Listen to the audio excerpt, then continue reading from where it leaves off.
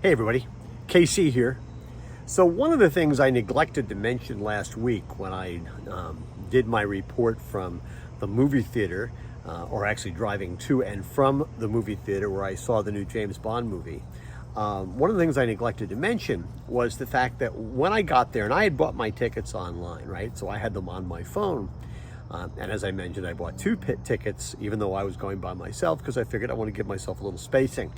Ended up not mattering because there were, 110, 115, 120 seats in there. 15 people went to that particular showing. And so it wasn't really an issue. But what was interesting is when I got there, there was somebody manning, the snack bar.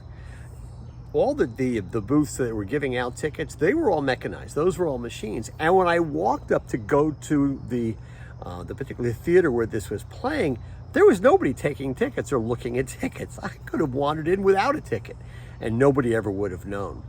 Not a really great way to do it, although I guess the assumption was people were paying for them and they weren't particularly worried about it. I suspect this also has something to do with staff shortages, right? Everybody's having trouble getting people to work, and they needed to sell tickets to the movies, and if they couldn't have people checking the tickets, they figured, oh, well, what the hell. But what this made me think about two different things when it comes to retail. First of all, I do think it's important for retailers to look around and look at the store and say, where doesn't it matter if we don't have people? If we can figure out another way to do it, where it's just simply not going to matter if there are no people there. And then, depending on what your resources happen to be, figure out a way to do it without people. But more importantly, look at the places in the store where people actually can add to the experience, where they can make a difference in terms of customer connections, customer relationships, and maybe even sell some stuff.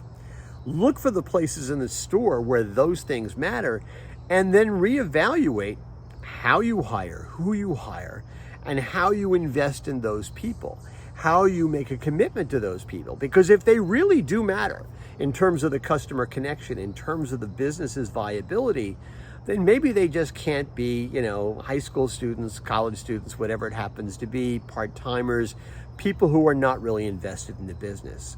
If they make a difference, well, then you have to invest in them so they feel invested in you.